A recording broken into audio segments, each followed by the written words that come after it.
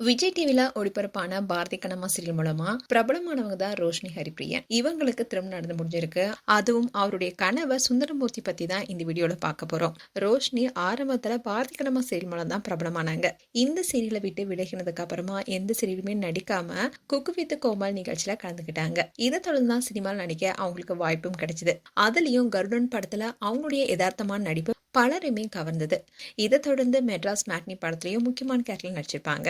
அது மட்டும் இல்லாம ரீசெண்டா வெளியான விஜய் சேதுபதி நித்யாமன் நடித்த தலைவன் தலைவி படத்துல விஜய் சேதுபதிக்கு தங்கிய நடித்திருப்பாங்க. இந்நிலையில் தான் நடிகை ரோஷினி ஹரிப்பிரியன் சுந்தர்மூர்த்தி என்பவரை திரும்ப செஞ்சிருக்காங்க. அதுவும் நெருங்கிய நண்பர்கள் அண்ட் உறவினர்கள் முன்னிலையில ரொம்பவே சிம்பிளா இவங்களோட திருமணம் நடந்திருக்கு. அண்ட் ரோஷினியுடைய திருமணம் காதல் திருமணம். ஆரம்பத்துல இவங்க 2 பேருமே நண்பர்களா தான் பழகியிருக்காங்க. நாளடைவுல இவங்களுடைய நட்பு காதலா மாறி இருக்கு. இவங்களுடைய பழக்கங்கிறது 1 வருஷம் 2 வருஷம் பழக்கம் இல்ல, கிட்டத்தட்ட ஒருத்தருக்கு ஒருத்தர் நல்ல பழக்கமாவே பல வருடங்களா இருந்திருக்காங்க. அதுவும் சுந்தரமூர்த்தி அவருடைய இன்ஸ்டாகிராம் பேஜ்ல 2016லயே ரோஷினியுடைய ஷேடோ போட்டோவை போட்டிருப்பாரு. ஆனா அப்ப தெரியல அது ரோஷினி தான்ட்டு. இப்படி 2 பேருமே ஒருத்தருக்கு பல வருடங்கள் பழகி அதுக்கப்புறமா தான் திருமணம் செஞ்சிருக்காங்க. கே.எஸ். சுந்தரமூர்த்தி யாருன்னா ஒரு இசையமைப்பாளர். இவர் 1-2 படங்களுக்கு இசையமைச்சிருக்கல, பல படங்களுக்கு இசையமைத்திருக்காரு. அது மட்டும் இல்லாம பல ஷார்ட் பிலிமுக்கும் இவர் இசையமைச்சு கொடுத்திருக்காரு. அதுல குறிப்பா சொல்லணும்னா 8 தோட்டாக்கள், நயன்தாரா நடித்த ஐரா படத்துக்கும் இவர் தான் இசையமைச்சிருக்காரு. ஜிவி, பஞ்சரக்ஷரம், களவு, பொம்மை நாயகி, தண்டாட்டின்னு பல படங்களுக்கு இசையமைச்சிருக்காரு.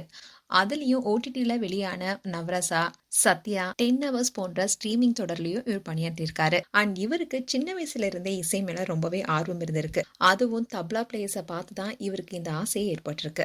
அது மட்டும் இல்லாம கே பாலச்சந்திரனுடைய திரைப்படங்களை வர சவுண்ட் ட்ராக் தான் இவரை ரொம்பவே உற்சாகப்படுத்தினுச்சான். இப்படி இருக்க சூழல் தான் இவர் சின்ன வயசுலயே இசையமைக்க தொடங்கியிருக்காரு. அவன் படத்துல கமலஹாசனையே வைத்து பாடல் பாட வச்சிருக்காரு. அந்த பாடலுடைய கம்போசிங் கூட பலருமே பாராட்டியிருந்தாங்க.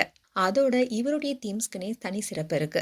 அவருடைய பாடல்களை அவரே உருவாக்கி இசையமைத்து பாடுவதிலையும் ரொம்பவே திறமை மிக்கவர். இப்படி பல படங்களுக்கு இசையமைச்சிருக்காரு. அதோட பாடலும் பாடியிருக்காரு.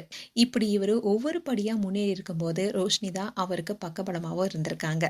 அவங்க 2 பேருமே அப்ப இருந்தே காதலிச்சு வந்திருக்காங்க. ஆனா ஒருத்தருக்கு ஒருத்தர் அதை வெளிப்படையாவே காட்டிக்கல. அதோட ரோஷினி அவரு கூட இருக்க ஒரு போட்டோஸ் கூட இது வரைக்கும் ஷேர் பண்ணதில்லை.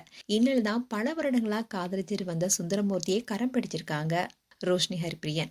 மேலும் ரோஷினி ஹரிப்பிரியன் அண்ட் சுந்தரமூர்த்தி குறித்து உங்களுடைய கருத்துக்களை கமெண்ட் செக்ஷன் சொல்லுங்க. இது போன்ற வீடியோஸை பார்க்க news Tamil glitz channel subscribe பண்ணுங்க. மறக்காம நோட்டிபிகேஷன் பட்டனை கிளிக் பண்ணுங்க.